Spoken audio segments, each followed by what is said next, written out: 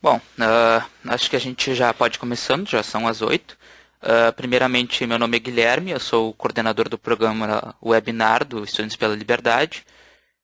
Já vou dizendo que caso alguém tenha alguma dúvida depois ou queira saber mais informações a respeito do IPL, pode me adicionar no Face. O EPL, ou seja, Estudantes pela Liberdade, é uma organização internacional que visa difundir os ideais da liberdade, debates, palestras dentro da academia. Eu vou já passar alguns recados para quem é membro e para quem não é membro. O grupo Dragão do Mar, que faz parte do EPL, promoveu um debate sobre da escola austríaca contra a escola de Chicago. E esse debate ele pode ser acessado pelo canal do EPL no YouTube. Então, caso alguém não tenha visto o debate, pode assistir no YouTube. Outra coisa é que agora o webinar vai ser intercalado com o podcast, ou seja, uma semana a gente vai ter o webinar e na outra a gente vai começar a ter o podcast no EPL. Então, sempre nas quintas-feiras a gente vai ter algum programa do EPL. Então, agora eu gostaria de introduzir o nosso palestrante da noite, que é o Lucas Freire. Ele é doutor em política pela Universidade de Exeter, onde ensinou teoria das relações internacionais, política externa e globalização. Ele também é coautor do livro Do Império ao Estado e atualmente é pesquisador associado do Instituto Kirby Lang de Ética Cristã e um dos editores do portal Think IR. Então, pode começar, Lucas, é tudo teu. Muito obrigado. Primeiramente, eu gostaria de agradecer a oportunidade aos Estudantes pela Liberdade e o convite. E espero que nós possamos ter uma discussão muito saudável, boa, sobre esse tema que é bem polêmico. E talvez não atinja tão diretamente assim o Brasil, mas é um tema relevante para o pensamento político em geral e como nós pensamos a questão do uso legítimo e ilegítimo da violência. Eu tenho aqui alguns slides, eu espero que estejam todos vendo. Gostaria de começar então. O nosso título hoje é Terrorismo e Liberdade.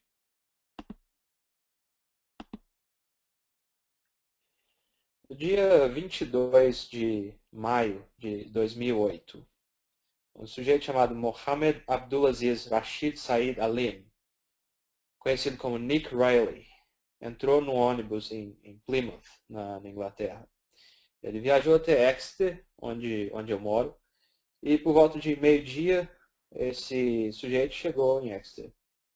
Pouco depois, a polícia recebeu algumas ligações no telefone sobre uma explosão que foi causada num restaurante do centro da cidade. Eu me lembro que eu não consegui ir de um lado para o outro e eu resolvi ficar em casa, 2 quarteirões do local da explosão. A TV britânica, a BBC, estava ali junto com o esquadrão antiterrorista da polícia inglesa e os investigadores. No dia seguinte, a polícia falou com a imprensa a respeito do incidente. Nick Riley foi o único que se machucou com o acidente. Mais tarde, a polícia revelou que ele foi preso no hospital. Ele fez uma bomba caseira, foi isso que aconteceu. Ele tinha feito uma bomba caseira e tentou explodir o restaurante, ativando a bomba no banheiro. Meses depois, Nick Riley se declarou culpado diante do tribunal do crime de tentativa de terrorismo suicida. Em janeiro de 2009, Nick Riley foi sentenciado à prisão perpétua por um ato terrorista que só machucou ele mesmo. Ao analisar de novo os jornais da época, e eu voltei na internet e achei algumas matérias, eu percebi alguns outros detalhes no caso. Esse homem, branco, inglês, de 22 anos, tinha sido internado no passado em uma instituição para doentes mentais. Um dia ele se converteu ao islamismo, adotou um nome árabe, que foi o nome que eu falei no começo, e segundo a imprensa, ele foi radicalizado por extremistas. E era essa palavra que as reportagens usavam, radicalizado. A imprensa gostava de retratar o sujeito como anormal. Ele não era um inglês branco que cometeu um crime danificando a propriedade privada, no caso, o banheiro do restaurante. Não, ele era um radicalizado, então uma pessoa com doença mental, etc. É sempre retratado assim no noticiário. Sempre passivo também no seu ato terrorista. Né? Ele foi radicalizado, voz passiva. Afinal, europeu, né, branco e tudo, não faz terrorismo, certo? Isso é coisa de gente incivilizada e anormal, correto? Bom, era essa impressão que a mídia dava. O terrorista não é um ser humano, ele é um pouco menos do que isso. Mas repare que ele não pode ser totalmente desqualificado como ser humano, senão ele não tem como ser acusado, responsabilizado ou julgado pelo Estado para alívio da população em geral. Nick Reilly foi o perpetrador e a única vítima desse ato terrorista, segundo definido pela lei. Agora ele terá que morar praticamente para o resto da vida numa jaula humana, na cadeia. A minha pergunta é, será que esse foi de fato um ato terrorista? O que é terrorismo, afinal? E eu pretendo começar com essa pergunta hoje. O problema é definir terrorismo. Por ser um fenômeno altamente politizado, não tem como defender uma definição politicamente neutra de terrorismo. E, portanto, é preciso ver, então, quais são as implicações de cada definição que pode ser achada na literatura relevante. Estamos falando aqui não somente da ciência política, né, a interdisciplinar aí embaixo, mas também da área de estudos estratégicos, da área de segurança, estudo de segurança, além da ética, da filosofia normativa. O assunto de terrorismo tem sido tratado de forma interdisciplinar. E é nessas diversas disciplinas que nós podemos encontrar as definições que eu desejo discutir. Esse é o ponto inicial. Definir terrorismo. Além de definir terrorismo, é preciso olhar para as causas e motivações de atos terroristas. Então, após uma discussão conceitual mais abstrata, eu pretendo mudar um pouco o assunto para discutir a questão das causas e das motivações. Além de discutir, eu pretendo também julgar um pouco algumas motivações que são colocadas. Afinal de contas, um assunto polêmico desse tipo não pode ser simplesmente dissecado com uma frieza, assim, numa mesa cirúrgica, né? É um assunto que nos convida a pensar criticamente, a refletir, utilizando categorias também éticas e morais. Tanto o ato terrorista como o seu combate envolvem o uso da força, da violência e da coerção. Coerção é o contrário de liberdade. Coerção é ameaça à vida e integridade física. Coerção também tende a violar direitos de propriedade e liberdades civis.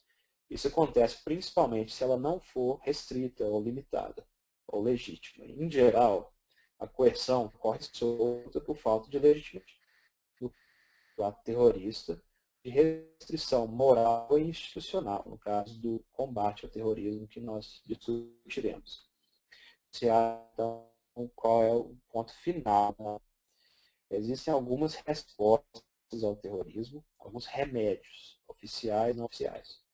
Um tipo de remédio resolve o problema e às vezes até deixa o problema pior. Outro tipo é de fato mais promissor, só que no caso do terrorismo ele é tentado de forma mais restrita e ideal, e não de modo concreto e real. Então, com a palestra de hoje, a nossa discussão também depois com as perguntas, eu pretendo sugerir, quer dizer, sem querer demonstrar assim, por A mais B, mas sugerir que a resposta oficial ao problema do terrorismo tem deixado a desejar.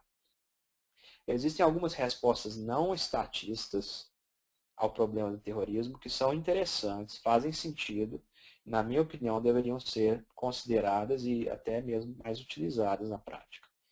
Em todo caso, o problema do terrorismo é um dentre vários fenômenos que mexem com o nosso senso de segurança. E isso dá ao Estado, perdoe-me a expressão mineira, né, a faca e o queijo na mão para expandir seus poderes, muitas vezes de forma arbitrária. Só que nem sempre a solução mais efetiva é estatista. Então, no caso do terrorismo, é preciso pensar em como a resposta oficial ao problema tem, pelo contrário, ameaçado ainda mais a vida, a liberdade e a propriedade das pessoas de bem, sendo que soluções mais criativas podem ser tentadas antes da medida drástica de ampliar ainda mais o poder do Estado. Então, relembrando os nossos tópicos. Primeiro, nós vamos tratar de algumas definições de terrorismo. Em segundo lugar, algumas causas e motivações a atos terroristas. Finalmente, nós vamos olhar criticamente para algumas soluções oficiais e não oficiais ao problema do terrorismo.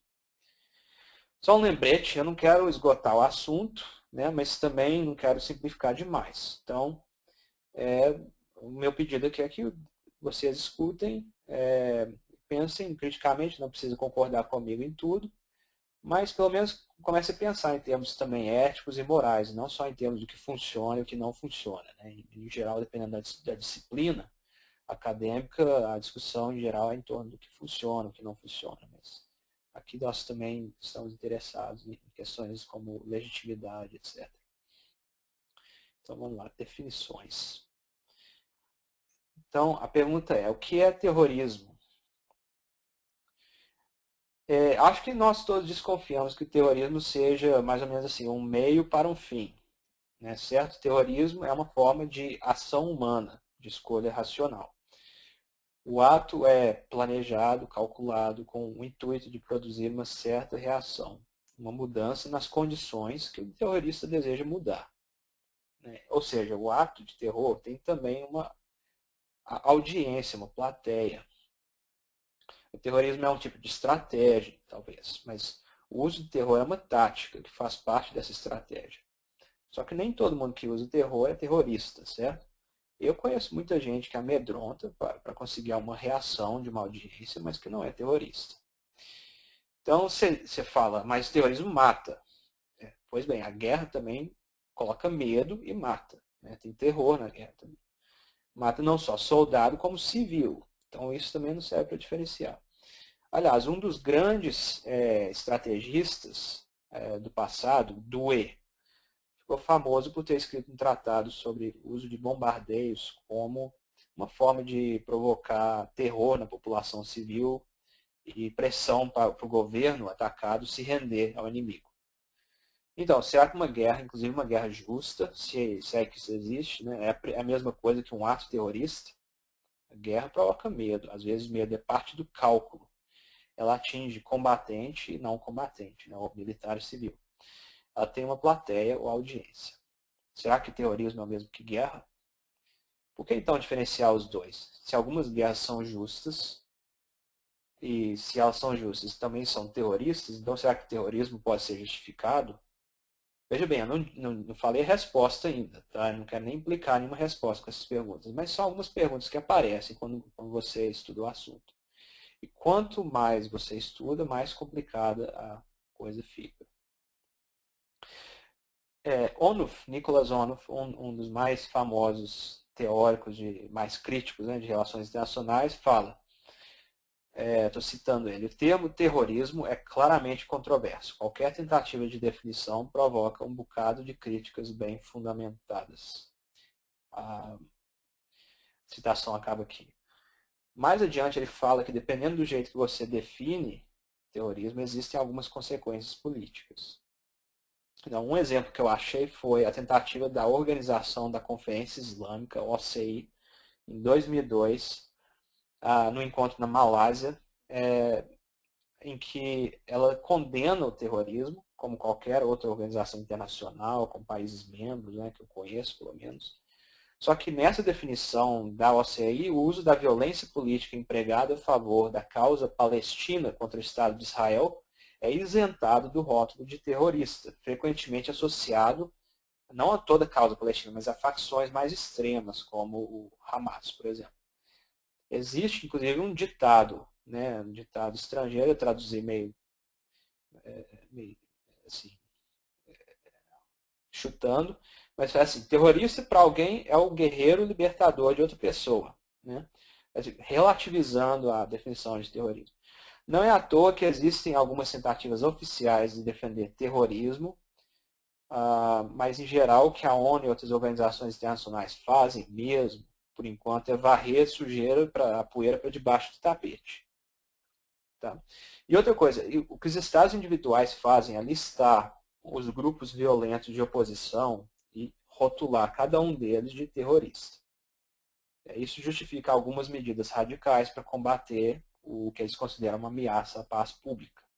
E após o 11 de setembro, vira uma coisa bem conveniente, né, esse tipo de procedimento. Certo, então o que eu desejo fazer agora é olhar para algumas definições mais conceituais do termo terrorismo. São definições mais abstratas, né? Nós falamos de uma das tentativas oficiais de definir, mas agora são estudiosos, pesquisadores definindo terrorismo. E eu quero destacar alguns pontos importantes em cada definição, para ver como ela se diferencia. A primeira definição que eu quero mencionar é do famoso filósofo judeu que tem pensado o problema da violência política em termos da guerra justa e injusta. E tem uma obra muito importante, Michael Walzer. Para Walzer, a chamada guerra ao terror é moralmente justa, desde que ela observe alguns limites. O terrorismo, por outro lado, é uma forma sempre ilegítima de violência política. Ele define terrorismo como, agora estou citando ele, a matança deliberada de pessoas inocentes de forma aleatória, a fim de espalhar o medo por toda a população e de forçar a mão de seus líderes políticos. Fim da citação. Nesse livro aí, Arguing About War. Eu quero destacar 3 coisas nessa definição de Walzer, que eu coloquei aí no slide. A aleatoriedade de um ataque terrorista, o ato deliberado de atingir pessoas inocentes e a intenção calculada de espalhar o medo e o terror para provocar uma resposta nos líderes políticos. Então, apavoramento, mas com o sentido de tentar mudar a situação política. Essa é a primeira definição. Uma segunda definição é proposta por James Kiras, num texto relacionando terrorismo e globalização. Ele é um estrategista especializado em estudos de segurança. Concorda com Walzer, mas esclarece um pouco mais a definição. Ele menciona o uso indiscriminado de alvos não combatentes, em vez de ele falar de pessoas inocentes. Afinal de contas, quem é que determina a inocência das pessoas? Em qual sentido? Então, isso é um pouco vago. Esse autor também acha que o terrorismo deseja mudar a atitude da liderança atingida e apavorar a população, ou amedrontar a população. Mas ele faz isso de uma maneira mais precisa. Ele fala que o terrorismo é um meio para o fim da mudança política. Então, repara-se na racionalidade da coisa. Além disso, o terrorismo é uma forma de chamar a atenção de uma certa audiência, e não meramente uma forma de dobrar a vontade do oponente, como o Walzer sugeriu. Então, o terrorismo para Kiras é também um tipo de mensagem. É interessante pensar no terrorismo como algo racional, instrumental dessa forma. Em geral, o que a mídia faz, até mesmo os governos, é interpretar o terrorismo como uma coisa assim, descontrolada, louca, animalesca. Sem contar que existe também uma certa conotação, às vezes até racista, né, na forma como o terrorismo é interpretado na mídia, etc. Mas, enfim, então é preciso manter essa dimensão racional e planejada, calculada. Terceira definição. Essa vem da filósofa Virginia Held, que é especializada em ética. Ela concorda que o terrorismo é uma manifestação racional de violência política. Só que Virginia Held nega que o ataque aos chamados não combatentes seja uma característica essencial do terrorismo. E caso contrário, vários atos de guerra entrariam na definição e seria impossível diferenciar entre guerra, mesmo uma guerra justa, e terrorismo. Pensem como os aliados lutando contra Hitler na Segunda Guerra acabaram também atingindo a população civil, de forma meio aleatória mesmo, como efeito colateral. Existe também um outro problema. Segundo Held, se a nossa atitude inicial for de comparar o terrorismo diretamente ao homicídio comum, né, como se um crime por definição, a gente perde de vista várias dimensões éticas e políticas do terrorismo, tirando qualquer legitimidade automaticamente do agente terrorista. O exemplo que ela dá, e eu mantive aqui, é o seguinte: durante a época do apartheid na África do Sul, Nelson Mandela defendeu sem titubear o uso de táticas terroristas pelo seu movimento, e ele até usou o termo terrorismo. Era um movimento que lutava contra um regime arbitrário, truculento, um regime condenado por toda a comunidade internacional. E aí, quem é a vítima, né, no final das contas? O regime do apartheid ou seus oponentes? E se você for analisar bem, talvez um pouco de cada, se for olhar friamente assim, para o assunto. Só que a maioria das pessoas ainda tentaria meio que justificar Mandela aos seus colegas. Isso prova o ponto. Chamar uma coisa de terrorismo, em geral, principalmente depois do 11 de setembro, é afirmar que esse ato que foi rotulado como um ato terrorista é ilegítimo, por definição. O ato X é terrorismo. Porque é terrorismo, o ato X é ilegítimo. Só que para Virginia Health, não é assim que você deve pensar em termos morais e éticos a respeito do assunto. É pelo menos concebível que um ato seja terrorismo e ainda assim possa ser justificado desde que ele passe num teste de legitimidade, seja qual for o teste. Então, o importante não é saber como exatamente, e sim que os elementos que nós mencionamos sobre o terrorismo não desqualificam automaticamente como ilegítimo. Isso é um ponto importante que nem Walzer nem Kiras discutem, mas Held afirma. Eu só abri um parêntese agora. Eu estou listando definições diferentes. Eu não estou falando que eu concorde necessariamente com essas implicações ou definições. Então, só mais uma. Eu peguei de um livro-texto bem popular e atual sobre problemas de globalização, escrito por esse cientista político Hayward. Ele define o terrorismo como, citando, uma forma de violência política que visa a obter seus objetivos mediante a criação de um ambiente de medo e apreensão. O terrorismo é projetado para dramatizar a impotência do governo, para intimidar membros rivais do público em geral ou para mobilizar apoio popular e estimular a ação política. Final da citação. Essa definição de Hayward omite a questão dos não combatentes e acrescenta, como parte da estratégia do terrorista ou do grupo terrorista, a obtenção de apoio entre o público geral, ou simpatia. Isso é importante. Quando a Al-Qaeda ou alguma outra organização terrorista vai a público dizendo que se responsabiliza por um atentado, é como se fosse assim, a melhor forma de publicidade que ela tem. Nenhuma organização terrorista, por exemplo, para recrutar, anuncia no jornal. Procura-se aspirante a terrorista, jovem de boa aparência, etc.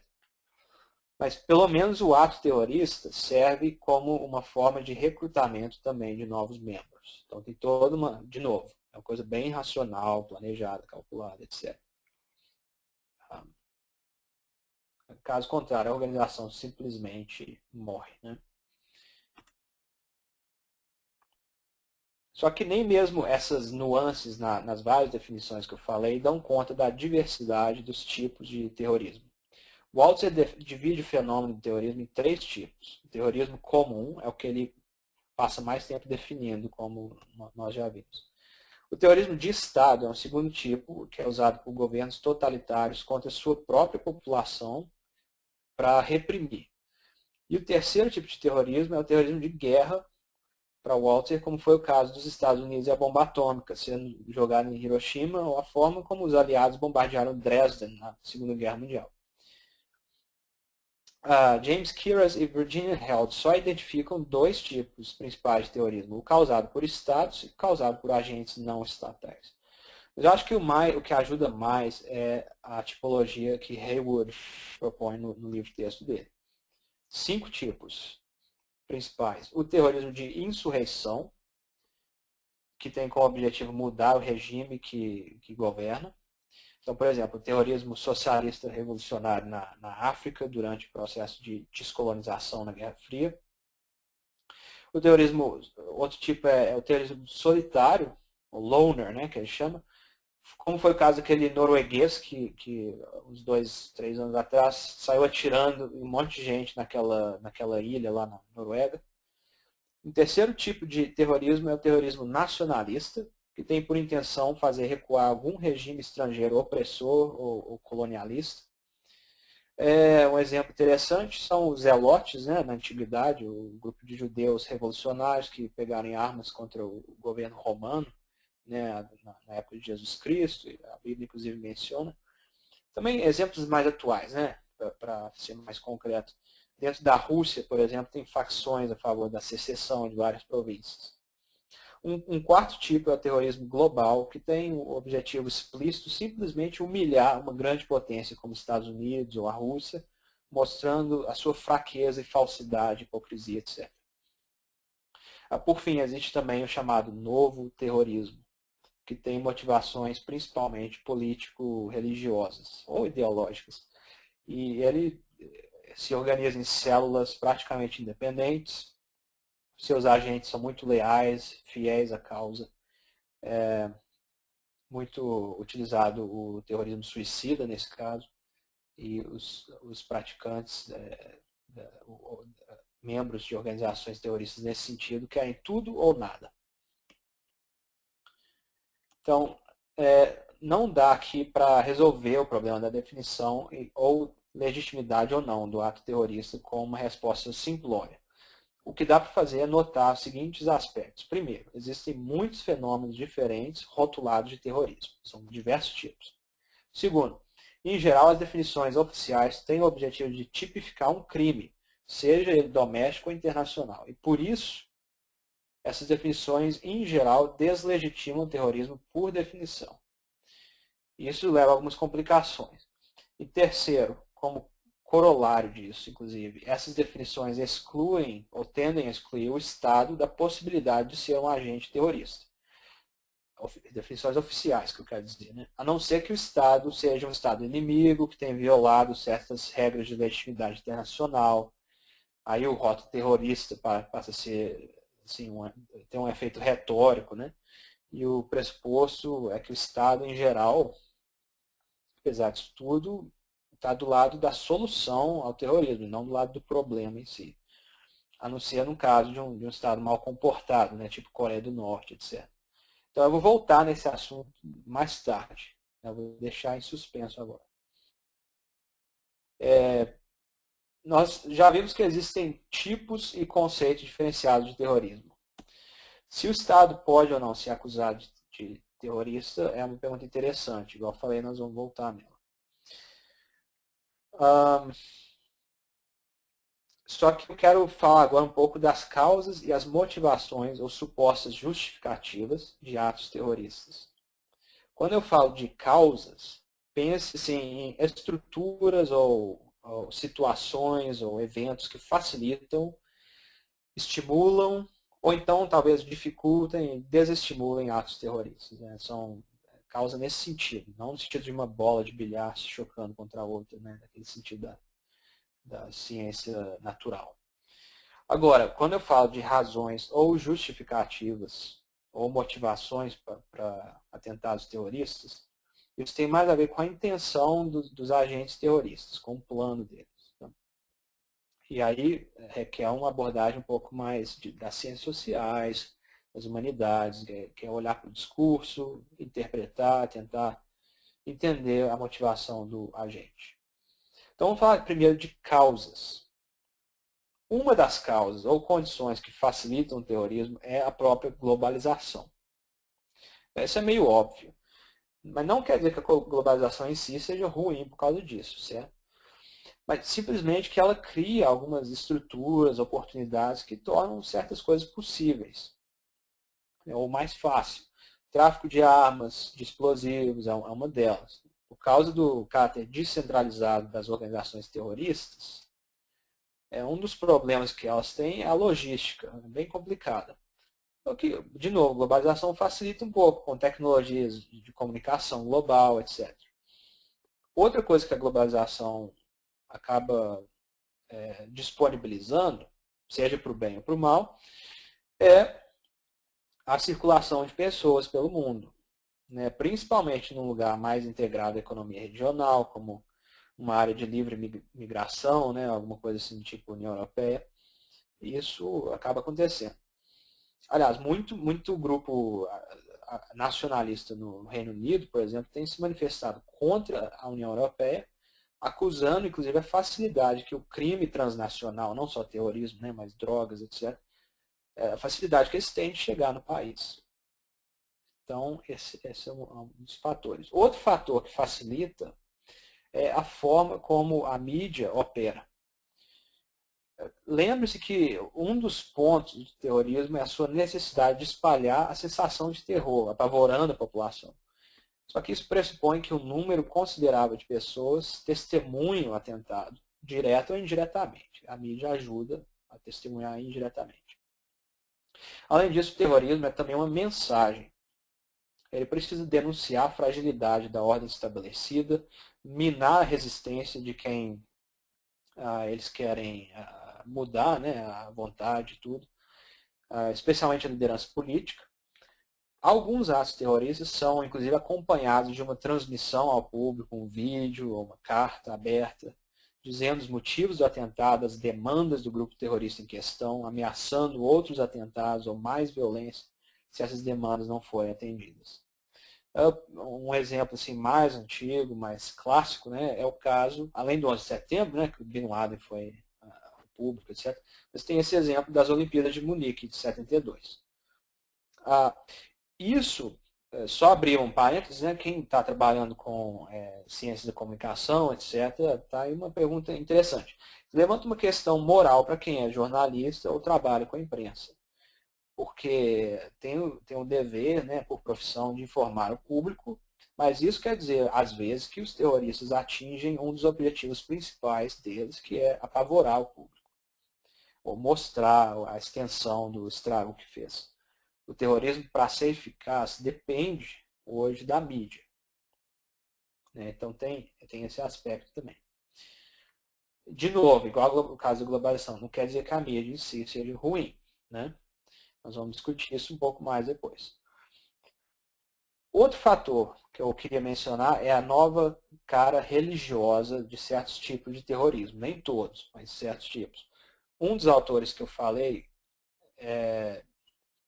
diz que até mais ou menos meados dos anos 80, o terrorismo que convergia com alguns grupos islâmicos operava em termos estritamente nacionalistas e seculares contra a ocupação estrangeira de um dado território.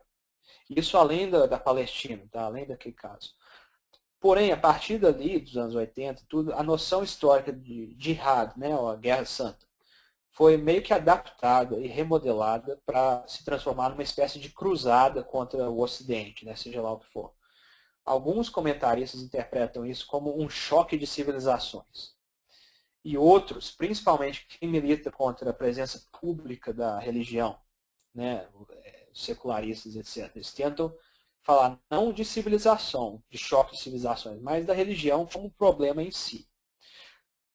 O engraçado é que o mesmo grupo de pessoas, né, que favorecem o secularismo fala que nós estamos num mundo secularizado já. Ou seja, se a religião não está lá, como ela pode estar causando isso tudo? Então, uma explicação monocausal, né, tudo, a raiz de todos os males da religião, etc., não procede. Então, cuidado com esse tipo de explicação. Outras duas causas importantes estão ligadas a dois efeitos nocivos da governança global que nós temos atualmente. Então, repare que eu separo isso da globalização em si. E repare também que a governança global que nós temos hoje, com essas organizações internacionais, né, FMI, ONU, etc., tem muito pouco a ver com a causa do livre mercado e das liberdades civis. Né, se ficou surpreso, é isso mesmo que eu quis dizer. Queria deixar isso claro, que eu sei que tem gente que discorda, né? Eu só peço que leiam os autores que defendem a causa da liberdade, defenderam quando essas instituições foram montadas, e comparem com o mundo que nós temos hoje e o modo que essas organizações operam. É aqui também que a esquerda se engana ao chamar essa mistura esquisita de neoliberalismo como se tivesse alguma coisa liberal. O que eu quero falar é de dois efeitos nocivos dessa governança global antiliberal que nós temos. O primeiro efeito nocivo é o problema econômico. As crises, a injustiça, a corrupção, etc. E o segundo efeito nocivo é o chamado déficit democrático, ou falta de transparência, etc., entre governos e população, domesticamente, mas também hoje entre organizações internacionais e a população, que muitas vezes a organização internacional impõe certas medidas para o governo que é implementados sem que a população tenha voz na organização internacional. A governança global tem adicionado uma camada supranacional de regulações que afetam a vida diária das pessoas. Então, esses dois efeitos nocivos levam a uma falta de confiança, isso que é importante, uma falta de confiança da população em geral na liderança política, e leva a certos anseios por uma mudança radical, às vezes até mesmo violenta. Então é o tipo de uma outra condição que facilita, talvez, a emergência do fenômeno do terrorismo. Até aqui muita gente concorda comigo na análise das principais estruturas e eventos que facilitam o terrorismo. Alguns continuam né, é importante avisar isso, alguns continuam essa análise e começam a criticar a globalização em si, ou o capitalismo, como se nosso mundo fosse capitalista, né? Dizendo que isso é o que é responsável pelo fenômeno do terrorismo e pelos males em geral do mundo moderno. Mas eu acho que isso não é suficiente. Aliás, isso acaba tentando meio que isentar a responsabilidade individual de quem pratica um crime de atentado terrorista ou de algum grupo. Então é preciso ir além disso, tá? E olhar para a motivação ou a justificativa que é dada para os atos específicos de terror. E por falta de tempo, eu só quero falar rápido assim, da principal motivação. Já vou avisando que nós vamos passar de 1 hora de apresentação, mas vai ter um tempinho para discussão também. Robert Pape, especialista, um dos maiores especialistas em terrorismo, catalogou diversas justificativas dadas pelas principais organizações terroristas modernas. Segundo ele afirma, a maioria esmagadora desses grupos tem o objetivo de expulsar alguma invasão ou ocupação estrangeira ou imperialista. Isso é especialmente claro no caso de territórios ocupados por forças que são militares, por tropas, etc., ou bases militares. Por exemplo, se você ainda não leu o relatório da comissão do 11 de setembro, eu acho que tem traduzido isso. Eu recomendo. Isso é um relatório do governo americano que examina profundamente as declarações da Al-Qaeda e de Osama Bin Laden e de outros responsáveis pelo atentado a respeito das motivações que eles tinham e das justificativas que eles afirmaram.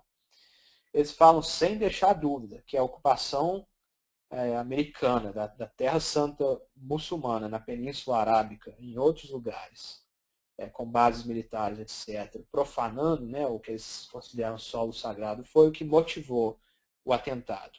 E o resto tudo é secundário. Isso ilustra, uma das ilustrações concretas que o próprio governo americano admite, daquilo que o Pape fala sobre a principal motivação terrorista na maioria dos casos. Agora, o fato de uma justificativa dessas até ser verdade, né? Por exemplo, é verdade que os Estados Unidos têm uma presença imperialista por todo canto do mundo. Mas isso não quer dizer que o atentado terrorista seja moralmente justificado. Mais uma vez, esse é um debate mais complexo. Para entender o fenômeno do terrorismo como racional, você precisa desses dois tipos de estudo. Um estudo das causas e um estudo das motivações e justificativas. E é aqui que muita gente cai numa armadilha. Quando você tenta entender o motivo que um terrorista dá para o seu ato de violência, você não está concordando com o sujeito. E sim tentando entender o que leva alguém a agir dessa forma. Só assim que você consegue trabalhar com a prevenção também, ao invés de simplesmente reagir quando é tarde demais. Então, por outro lado, se você projetar a sua própria ideia do que motiva um terrorista, né, ao fenômeno do terrorismo, você pode acabar ignorando alguns fatores importantes. Então, por exemplo, se você disser que Bin Laden mandou atacar as Torres Gêmeas em Nova York porque ele é um bárbaro, bruto e tal, se você ignorar o vídeo, a carta que ele fez explicando a motivação, eu acho que você vai acabar perdendo a dimensão planejada, estratégica da ação. E aí, boa sorte se quiser prevenir o próximo atentado. Certo? Então, é importante acrescentar essa explicação mais interna, reflexiva sobre as motivações. Respostas ao terrorismo. Esse é o terceiro ponto. Né? Como pessoas que se interessam pela causa da liberdade, né, que eu creio ser o caso dos nossos ouvintes hoje, e participantes. Convém também falar um pouco da questão de legitimidade, questão ética e moral, e questão do governo limitado, etc. Liberdades civis. Waltzer, o mesmo Waltzer que eu mencionei antes, ele propõe algumas diretrizes para lidar com o problema do terrorismo.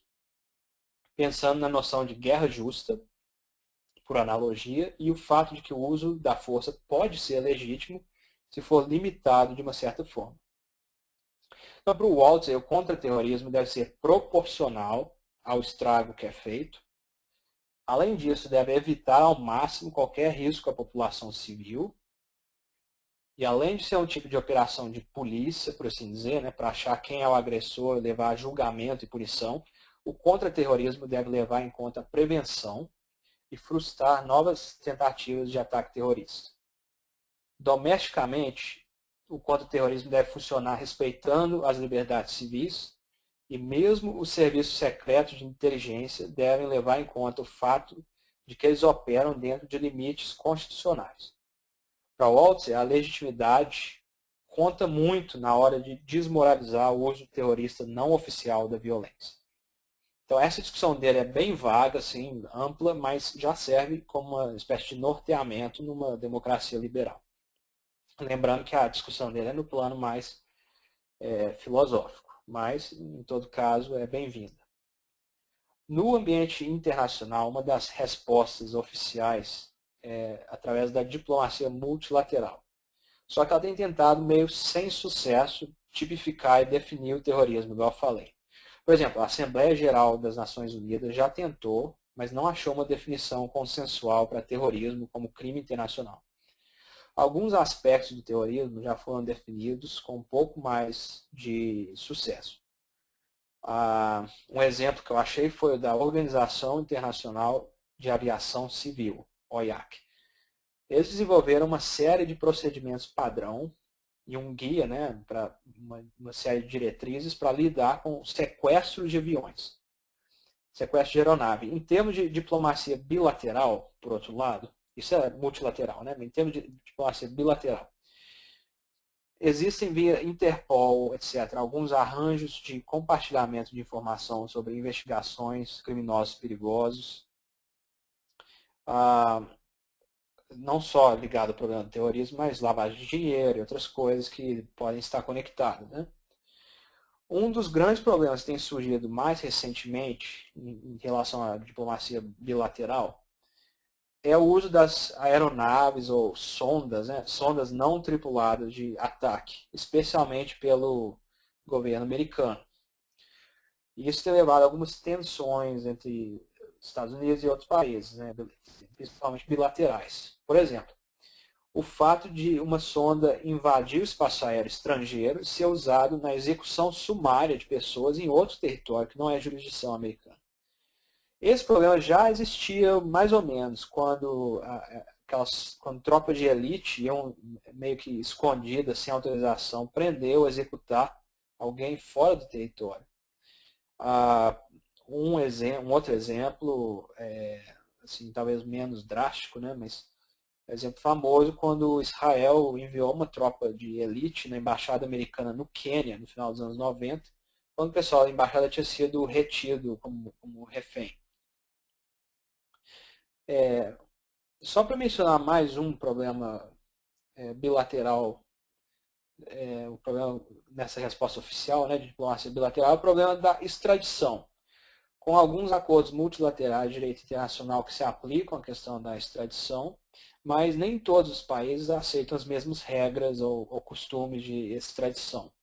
Então, isso acaba gerando assim, um desconforto quando o pedido é feito para um suspeito. E alguns países acabam sendo assim, rotulados de abrigar terroristas, etc. Outro tipo de resposta oficial, talvez assim, o que mais se ouve falar hoje, é a resposta unilateral. Depende da situação doméstica de cada país, né? Especialmente falando assim dos Estados Unidos. Contrariando um pouco os limites que Waltzer discute, limites constitucionais de liberdade civil, etc. Uma forma de resposta unilateral é a truculência e a repressão, incluindo exceções ao chamado Estado de Direito e à ordem constitucional. É o que acontece. Agora eu vou dar um exemplo mais do passado. Né? O que acontecia, por exemplo, em vários países da América Latina, nos tempos da Guerra Fria, quando certos elementos considerados perigosos assim, desapareciam, sem mais nem menos. As respostas unilaterais mais recentes e de interesse nosso, via de regra, passam pelos Estados Unidos como uma liderança na chamada guerra ao terror. E a guerra ao terror sendo um exemplo óbvio de resposta oficial ao problema do terrorismo. Um dos debates que vem com isso tem a ver com afogamento, né, ou como é que chama, waterboarding, né, que é uma das técnicas de interrogação ampliada, ou Enhanced Interrogation Technique. Né. O Reino Unido, por exemplo, ao menos em público, rejeita todas as formas de tortura na interrogação, mesmo que a tortura seja usada para obter informação que alegadamente salvaria vidas, mesmo nessa condição. Agora, isso é um dos maiores aliados dos Estados Unidos. Né? Na interpretação do governo britânico, o afogamento é tortura. Já nos Estados Unidos, o afogamento é permitido por causa dessa nova categoria chamada de interrogação ampliada. Aí o afogamento entra debaixo dessa categoria, não debaixo de tortura. Eles continuam negando legitimidade de tortura. Tanto nos Estados Unidos como no Reino Unido, porém, após atentados recentes, né, a prática do habeas corpus foi afetada e alterada, modificada para permitir o aprisionamento de suspeitos considerados perigosos, por tempo indefinido, etc. Inclusive, e sem prova também. Inclusive, parte da preocupação de quem discute a tensão entre contra-terrorismo e a liberdade vem daí. Porque não existe um critério bem definido para limitar assim, o poder policial e extrajudicial das agências antiterror. A questão da truculência na resposta ao terror vai além das liberdades civis de prisioneiros, conforme a Constituição que cada país estipula. Né? E pode envolver até mesmo alguns problemas de ordem internacional. Para dar um exemplo, a rendição extraordinária, que é basicamente o sequestro de um suspeito de terrorismo ou de ser um criminoso perigoso em um outro país, no caso em que uma extradição seria difícil, para aquele país onde o monitoramento dos direitos humanos tenha menos rigor. E, em outras palavras, é uma forma que alguns países que, assim, pelo menos da boca para fora, zelam pelos direitos humanos, têm encontrado para fazer o serviço sujo. Lucas, Diga. eu tenho uma pergunta aqui, ó, que eu acho que deveria ser feita agora, porque bem dessa parte. É do Carlos Souza. Quais Ok. métodos são aceitos nessa prática de interrogação ampliada, além do afogamento? Eu não sei, eu não tenho uma lista fechada, né? Isso é uma coisa para pesquisar na legislação americana, se existe assim, uma lei clara a respeito disso, mas com certeza existem práticas, né? Eu acho que esse último que deu no noticiário, Manning, né? Ele foi preso, ele chegou a dormir por várias noites numa cela sem roupa, né? E ficar sem dormir também por um tempo e tudo mais. Tem também as práticas que são feitas em Guantánamo e em outras prisões extraterritoriais americanas, né, que acabam assim causando um certo dano físico, né, no corpo do prisioneiro, mas que na nuance que foi feita, né, no discurso americano, em geral é interpretado como não chega a ser tortura, né? Mas isso lembra que é uma peculiaridade do sistema americano, né? Tem mesmo um grande aliado dos Estados Unidos discorda dessa categorização. Obrigado pela pergunta.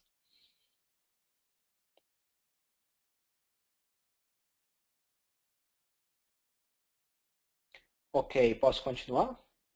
Sim, pode. Então, eu estava dando o exemplo da rendição extraordinária. Né? Isso talvez ajude também a responder melhor um pouco a pergunta.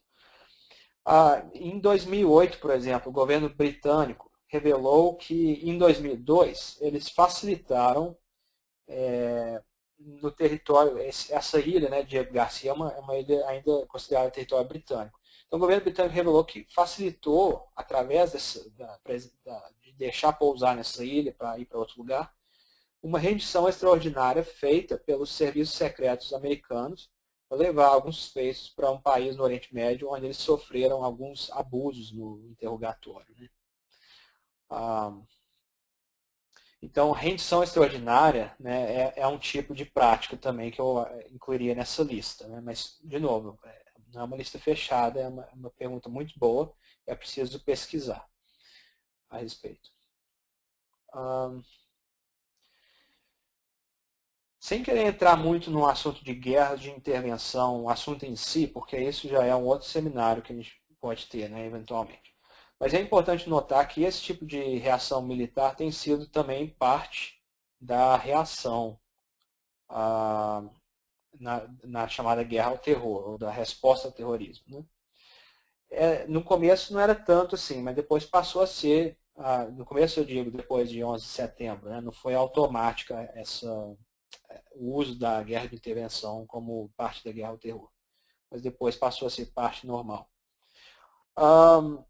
Essa resposta oficial ao terrorismo requer uma lista de países bonzinhos, que têm direito à soberania nacional, e uma lista de países mal criados que, se possível, devem ser acusados de apoiar o terrorismo internacional e, por isso, têm menos prerrogativas e podem ser invadidos assim à vontade. Principalmente se for legitimado via ONU, alguma coisa assim, mas se não for também não tem problema. Então, assim, parte da resposta ao terrorismo diz respeito à política externa de mudança de regime, na qual um regime considerado menos amigável é contrariado. E, se for o caso, com o uso da força, etc. A intervenção nem precisa ser uma guerra direta. Pode também ser um apoio indireto a facções ou grupos domésticos desse país mal comportado que disputam o poder e que prometem ser um pouco mais amigáveis. E o caso dos rebeldes na Síria sendo apoiados pelo governo americano é um exemplo bem recente. Né? Mas tem N exemplos aí, principalmente no tempo da Guerra Fria, né? Que depois, se for olhar, são países que se voltaram contra o intervencionismo americano num período mais posterior. Então, a pergunta-chave, eu já falei de vários tópicos, né, falei de alguns problemas. A pergunta-chave, então, é: será que funciona? Será que as respostas oficiais ampliam, essas respostas que ampliam o poder de exceção do Estado, será que essas respostas estatistas são eficazes? E eu desconfio já que elas são, em boa parte, imorais, né, segundo assim, os princípios da liberdade individual, etc. Mas será que elas sequer funcionam? Então, vejamos. Quais foram as causas e motivações que eu discuti antes? As principais causas são facilidades da globalização, a mídia contemporânea, alguns tipos de fundamentalismo político, ideológico, religioso, os efeitos negativos da governança global na economia e no déficit democrático. Então, alguma dessas respostas oficiais ao terrorismo chega sequer perto de lidar com essas coisas. Do jeito que eu coloquei aqui, eu acho difícil. Sobre as facilidades da globalização, por exemplo, é bem verdade que os governos têm discutido formas de regular melhor a migração de pessoas, migração de ideias, inclusive, né, através da internet, etc. Mas é importante lembrar que os países menos regulados, né, você olha para a Europa Ocidental, por exemplo, onde tem menos regulação, não necessariamente, né, os países principais, estão também entre os que menos sofrem atentados terroristas. Né? Ninguém fica falando que Luxemburgo sofreu um atentado terrorista. O mesmo para a questão religiosa, da diversidade cultural, religiosa, ideológica, etc. Né? País tipo Suíça, que acomoda melhor, em geral, não é assim incluído nas previsões de onde vai ter um ataque terrorista. Sobre a questão da mídia, existem várias tentativas de regular não só a internet, mas também de censurar a forma como certas histórias são retratadas. Porém, em geral, a liberdade de imprensa é defendida mesmo pelos comentaristas que defendem assim, ferrenhamente o Estado policial, porque afinal eles estão na mídia. Sobre os efeitos negativos da governança global na economia, causando miséria, subdesenvolvimento, déficit democrático, até mesmo assim, no nível internacional, também estamos longe de lidar com esses problemas oficialmente, que levam a população a desconfiar da liderança, facilitam o extremismo violento. Isso não é culpa de uma suposta agenda neoliberal, e sim de uma agenda tecnocrática de reformas econômicas, muitas vezes impostas de forma antidemocrática, que restringem demais o mercado e a produtividade por consequência. Os casos recentes da União Europeia, as revoltas da chamada Primavera Árabe, são casos notórios de reação a esse déficit democrático. Longe de promover o livre mercado e a democracia, a chamada guerra ao terror, e o aumento de controle sobre questões do dia a dia através de novos acordos internacionais, só pioram o problema nesse sentido. Então, perceba, eu só falei das causas, né? Então, e as motivações do terrorismo? Será que a guerra ao terror e as soluções oficiais têm lidado com a principal motivação, que é a presença de tropas estrangeiras e a intrusão imperialista, principalmente hoje, né, dos Estados Unidos e de outras potências ocidentais? Não, absolutamente. Pelo contrário, a guerra ao terror ampliou assim, exponencialmente a política externa intervencionista e ainda tentou legitimar essa política arbitrária via ONU, quando dava para fazer isso, e organizações regionais, como a OTAN e outras. Essa ampliação leva a uma intensificação do terrorismo, e não ao seu combate, pois ela aumenta a motivação de potenciais recrutas para os grupos terroristas em países que sofrem essa intervenção. O termo técnico para isso no vocabulário dos autores liberais, né, que usam isso na economia, é consequência não intencionada, né, unintended consequences. E o termo burocrático na CIA e outras agências governamentais que analisam o fracasso do intervencionismo na política externa é contragolpe ou blowback. Né? E esse autor, Chalmers Johnson, é um dos autores que trabalharam esse conceito. Então, eu vou deixar uma coisa assim, antes de partir para o próximo, vou deixar uma coisa clara, que muita gente ainda não consegue entender, gente assim, inteligente, educada. Falar que a política externa intervencionista motiva e fortalece o terrorismo não é a mesma coisa que falar que o terrorista não é responsável, nem deve ser acusado, julgado e condenado pelos seus atos. Não é isso que eu quero dizer. É simplesmente falar que a política intervencionista é uma tentativa de apagar o incêndio jogando gasolina em vez de água. Sorte nossa que no Brasil, talvez pela motivação equivocada do ranço assim, anti-americano, o Brasil não entrou muito nessa moda ainda. Se tivesse entrado, eu imagino que começaria a ter atentado terrorista aqui e ali no Brasil também, em resposta à invasão imperialista das tropas brasileiras, etc. Imagine só, né? Diga. Já tem uma outra pergunta aqui da Maria Eduarda. Você não acha que uma possível censura à mídia seria uma forma de retalhar a liberdade de imprensa? Com certeza. Isso claro que a desculpa da segurança nacional é sempre utilizada porque é a desculpa talvez mais forte que se tem para o estado de exceção, né? E isso aconteceu, né, durante a Guerra Fria, acontece também em países que têm sofrido assim, revoltas internas e tudo. Então, com certeza, é uma boa pergunta e é isso mesmo. Obrigado. Então, o que eu quero dizer com isso? Eu falei de causas, né? As causas e a resposta oficial não lida com as causas direito. Eu falei das motivações, a resposta oficial também não dá conta das motivações. Então, chegando assim a pensar um pouco fora do normal, né? As propostas oficiais têm fracassado e às vezes até piorado o problema. Agora, existem algumas propostas não estatistas para lidar com o problema do terrorismo. Existe talvez assim uma saída melhor, ou pelo menos um ponto de partida melhor? Eu creio que sim. Então, eu falo disso em breve, porque o tempo está curto, né? Mas eu vou mencionar algumas ideias que devem ser implementadas principalmente nos países mais afetados pelo fenômeno do terrorismo. A primeira ideia é reconhecer que errar é humano e voltar atrás, principalmente na política externa, lembrando que essa é uma das coisas que mais motivam, né, os atos terroristas. Um pedido público de desculpas, inclusive, seria muito eficaz do ponto de vista de prestígio político, ao contrário do que muita gente acredita. O patriotismo cego é uma das piores coisas que afetam o juízo político e que ampliam o poder do Estado. As guerras arbitrárias de intervenção precisam acabar, as ocupações ilegítimas de território estrangeiro precisam terminar. E isso é fácil de fazer, especialmente no caso do país mais envolvido na guerra ao terror, dos Estados Unidos, porque o presidente tem o poder de ser comandante em chefe das tropas. Então, eu tenho minhas dúvidas sobre se uma solução militarista é ideal para o problema do terrorismo. Né? Mas a que nós temos agora, com certeza, não é. O terrorismo é uma estratégia Isso é assim que eu raciocino. Né? O terrorismo é uma estratégia, não é um grupo territorialmente definido que deve ser controlado e ocupado no sentido clássico de uma guerra. Então, o terrorismo não é Estado. Então, a guerra ao terror, nesse sentido, é um termo que nem faz muito sentido, é uma ferramenta inadequada. O terrorismo é, sim, um crime, né? E é um caso de polícia. Então, que seja uma polícia bem treinada, bem equipada, mas polícia é uma coisa e máquina de guerra é outra.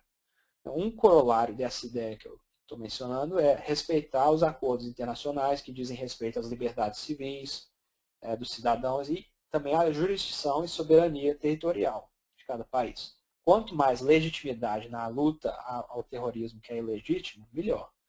Essa é uma regra de ouro nas relações internacionais. Então, a guerra ao terror tem fracassado nisso. Uma outra ideia é a promoção de valores de liberdade individual, transparência, governo limitado, além de um mercado verdadeiramente livre e produtivo. Porque isso lida com alguns dos fatores que eu mencionei, que tendem a produzir mais extremismo, a pobreza, a injustiça, a corrupção, a arbitrariedade. O esquema de governança global que tem regulado a economia, empobrecido países pelo mundo inteiro, favorecido o chamado capitalismo do Estado, ou capitalismo dos queridinhos, né, do governo, em que o corporatismo prevalece, esse esquema deve ser questionado. Mas questionado sem novamente usar gasolina para apagar o fogo, sem dar ainda mais poder ao esquema, achando que o problema é a falta de controle e regulação.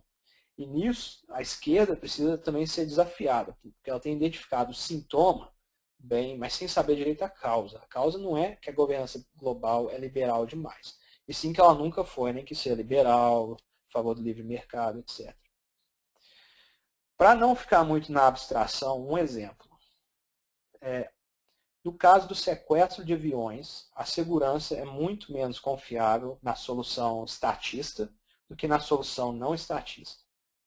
Quando todo o poder de proteger os passageiros e os aviões é usurpado pelo governo e negado às empresas, companhias aéreas, etc., o cálculo econômico é afetado, né, um ponto, e outro ponto é a estrutura de incentivos é alterada. O governo, no final das contas, tem muito menos interesse ou incentivo para proteger os aviões e os seus passageiros que uma companhia aérea tem. Porque os aviões são sua propriedade, os passageiros são seus clientes. Só que aí entra também o fato de que muitas vezes o governo e companhias aéreas estão juntas, né? É o caso da Air France, da British Airways, então isso afeta o cálculo econômico, elas não vão à falência muito fácil, né? E entra também a regulação antiterror, a militarização da vida em geral, mas também dos aeroportos principalmente, a invasão da privacidade, etc. Né? Tudo isso prejudica a causa da liberdade. Existe toda uma indústria de contra-terrorismo e essa indústria que praticamente escreve a legislação de segurança em aeroportos. Então são os lobbies. Né?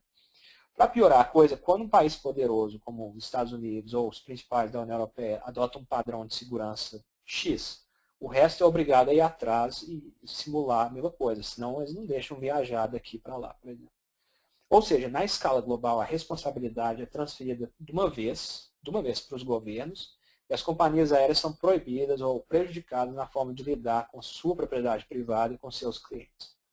A diversidade potencial do mercado de serviços de segurança, né, porque emergiriam várias soluções, tecnologias, vai por água abaixo. Sem competição no setor, o governo tem um jeito de fazer as coisas, né, tem ainda menos incentivo de ser eficiente e o risco aumenta ainda mais com isso. E eu só falei de sequestro de aviões, não do resto, porque foi só um exemplo, mas pensa assim, como isso afeta a coisa toda, né, em geral.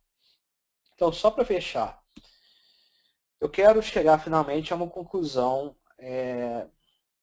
preliminar, claro, né? Mas nós falamos da definição, tipo de terrorismo, eu disse que existe um debate que contrapõe agentes estatais e não estatais. Eu deixei isso em suspenso. Eu falei das causas, motivações, das respostas ao terrorismo. Agora eu quero levantar de novo o assunto dos agentes estatais e não estatais, só para deixar como assim talvez um ponto assim para vocês pensarem mais a respeito, né? Então, a minha opinião é a seguinte: a questão do terrorismo é uma dentre várias em que fica clara a primazia que o Estado Nacional tem no nosso sistema hoje de ser o único agente autorizado a usar violência e coerção. Se você olhar para a história, antes existiam vários tipos de competição com o Estado. Né? Tinha, assim, cavaleiros na Idade Média, os senhores feudais, os piratas, os caçadores de recompensa no Velho Oeste, etc. Ao longo do tempo, o Estado não só eliminou a concorrência, mas também criou um sistema que exclui e deslegitima qualquer competição que possa emergir. Esse é o cerne do problema. O Estado tem o interesse em manter o monopólio do uso da força e a legitimidade desse monopólio, claro, e o terrorismo é um competidor potencial, dentre vários, né? No caso de pirata também. Só que tem uma outra coisa. Eu desconfio que, no fundo, não é mesmo assim 100% interesse do Estado Nacional erradicar completamente o terrorismo. Isso é um fenômeno mais amplo. O Estado Nacional, na verdade, não quer completamente proteger a população. Isso vai contra o seu interesse. A fim de se expandir, o Estado, como todo monopolista, né? O Estado precisa de expandir os seus poderes e controle sobre mais recursos através da lealdade das pessoas e da tributação, né? Manter as pessoas calmas e extrair mais recursos. Só que essa expansão do seu poder usa cada vez mais coerção, que precisa então ser justificada. A melhor justificativa até hoje para o uso de poderes excepcionais do Estado é a da segurança nacional, como eu já mencionei. Às vezes a desculpa cola, às vezes não. No caso do terrorismo, ela tem colado. Então, isso leva a um paradoxo. Para sobreviver, o Estado precisa ser visto por nós como justificado, necessário e mais ou menos assim, resolve o problema. As coisas seriam piores sem ele. Então, assim, é preciso ter uma ideia, pelo menos, de uma ameaça, ao menos uma noção de que nós não estamos 100% seguros, ou que não estaríamos se não fosse o Estado. Por um lado, assim, o Estado não quer nos proteger, quer deixar essa ideia no ar. Mas, por outro, porém, se o terrorismo ou qualquer outra ameaça for muito forte, criminalidade, etc., então a nossa confiança no Estado ou num governo em particular começa a cair. E o terrorismo ajuda por aqui, por ser aleatório na forma em que atinge as pessoas não diretamente envolvidas. É aqui que talvez entra também, lembrando da pergunta da censura, às vezes, né, omitir informação sobre um atentado terrorista, às vezes entra aqui, para o governo não passar a impressão de que ele é fraco. Né? Então, de volta à pergunta sobre agentes estatais e não estatais. Já que o Estado deliberadamente depende de algum senso de terror e medo na população, será que é correto dizer que Estados podem ser terroristas também? Eu creio que nós podemos falar de terror de Estado como uma tática de governança. Mas isso é diferente de terrorismo de Estado. Ao invés de deixar claro assim, as implicações dessa distinção que eu estou fazendo, eu só quero abrir a discussão. Né? Acho que com isso a gente pode trabalhar melhor essa ideia. Vou abrir a discussão. Queria agradecer a todos pela presença, pelas perguntas e por aguentar até o final da apresentação. Obrigado. Bom, obrigado pela palestra, Lucas. Agora a gente vai abrir para perguntas e questionamentos. Tem duas formas de fazer perguntas. Ou vocês podem, como vocês podem ver ali na plataforma, tem um botão que vocês podem levantar a mão. Vocês podem fazer isso e eu habilito o microfone de vocês. Ou vocês podem fazer a pergunta também por escrito. Eu já queria aproveitar e fazer uma pergunta. Qual que tu acha que seria a melhor forma, depois do 11 de setembro, que os Estados Unidos deveria ter feito para reagir ao ataque, vamos dizer? Obrigado pela pergunta. Isso é uma pergunta interessante. Ah, eu acho que eles tinham alguma evidência de que o Afeganistão, de fato, tinha colaborado com o ato terrorista. Então, nesse caso, uma sanção ao país, de alguma forma, faria algum sentido, desde que o Congresso declarasse guerra, porque a Constituição manda isso. Né? Então, dessa forma, tudo bem. Mas ainda acho que a forma mais eficaz de lidar com isso é, no caso, após um atentado, é investigar de fato quem é culpado, quem perpetrou a ação terrorista e fazer tratar como um crime, né? Um crime muito grave, gravíssimo, né? Um crime internacional, etc. Mas tratar a questão como um crime, não como uma declaração de guerra, né? Assim, é difícil falar que foi uma declaração de guerra do no caso do 11 de setembro, é mais fácil a ligação entre Afeganistão e o ato terrorista. Mas um ato terrorista em abstrato, é difícil ligar isso a uma declaração de guerra de um país específico, né? E a guerra justa demanda isso, né? Você tem que ter um objetivo claro do que você quer com aquela guerra, tem que respeitar certas normas internacionais e a resposta tem que ser limitada. E aí depois que você responde, você sai fora. E isso é exatamente o contrário do que aconteceu. Bom, aqui eu tenho não uma pergunta, um elogio. Maria Tereza, orgulho imenso de você, parabéns pela palestra. Então, só Muito um obrigado. agradecimento. Obrigado. Obrigado por ter escutado. Bom, caso alguém tenha mais algum questionamento, pode mandar. Eu vou esperar mais um minuto, tá? Se alguém tiver que escrever, eu sei que demora um pouquinho. Então, podem ir mandando. Dá para aceitar mais uma ou duas perguntas até pelo tempo, se alguém tiver algum questionamento.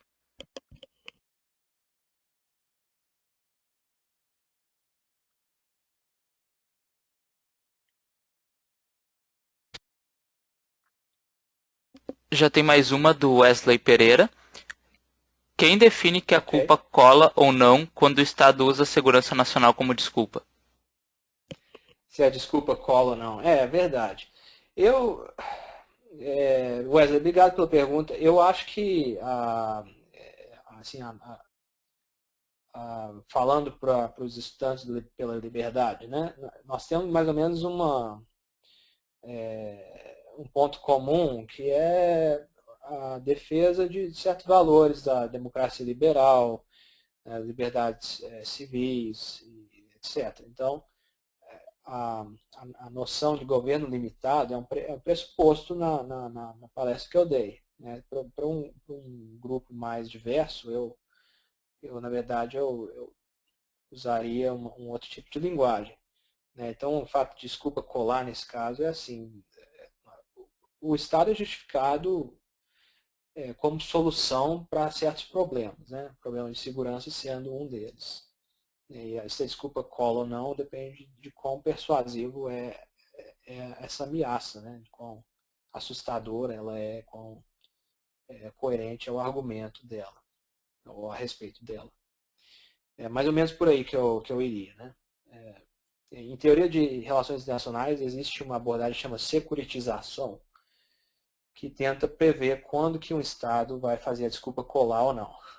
Né? Às vezes ele tenta securitizar uma área, retratando aquela área como uma ameaça, né? Um evento. Né? Por exemplo, a crise econômica foi retratada como uma ameaça a toda a economia. Porque assim o Estado pode, inconstitucionalmente, resgatar alguns bancos, etc., em nome de resgatar empregos, a economia toda. Mas foi preciso retratar aquilo como uma ameaça à segurança, ao bem-estar, etc. Né? A desculpa não colaria de favorecer os banqueiros, etc., se isso não tivesse sido feito. Se isso é correto ou não, do ponto de vista normativo, aí depende da sua filosofia política. Né? No nosso caso, a gente tende a desconfiar bastante da expansão arbitrária do poder estatal. Eu espero que isso ajude a responder, mais ou menos. Uh, tem mais alguns agradecimentos, mas depois eu vou primeiro para as perguntas. Pergunta. Do Carlos Souza. John Kerry defendeu ontem, em visita a Brasília, a espionagem feita pelos americanos a diversos países, inclusive o Brasil. E aí a pergunta é qual seria a tua posição em relação a isso? É, é interessante, eu não sei se ele usou o termo espionagem, porque até onde eu sei, existe ainda uma conotação muito negativa na diplomacia quando o termo espionagem é usado. É um crime, né? Então, quando se usa esse termo, se um país está admitindo que ele espiona, vai mudar completamente a nossa percepção do que pode e o que não pode. Né? Apesar de todo mundo saber que existem serviços de inteligência que são secretos dessa forma. Né? Ah, eu não acho que o nível em que a coisa chegou seja justificável. Eu não acho isso. E eu acho que a privacidade é um dos grandes princípios, um dos princípios basilares, inclusive da Constituição americana. E Eu acho que isso é um exemplo claro do resto também, do resto que nós temos discutido, desses outros fenômenos de combate ao terrorismo que violam liberdades civis. Ah, eu ouvi uma piada uma vez e eu acho que isso define bem a situação. Os terroristas, vamos dizer assim, os patriotas, né, dizem que os terroristas odeiam a América por causa da liberdade que a América tem. Ora, depois do terrorismo, a guerra ao terror tem acabado e minado todas essas liberdades. Então, a guerra ao terror, por consequência, é uma espécie de apaziguamento dos terroristas. Né? Então, essa implicação lógica da coisa. Bom, eu creio que a gente não tem mais perguntas. Eu gostaria de agradecer a presença de todos aqui, principalmente do nosso palestrante, o Lucas. Daqui a 2 semanas a gente se encontra de novo e a gente já tem um palestrante confirmado, que vai ser o Diogo Costa, então a gente espera todo mundo daqui a 2 semanas. Novamente, obrigado pela palestra, Lucas, e boa noite para todo mundo. Muito obrigado, boa noite a todos.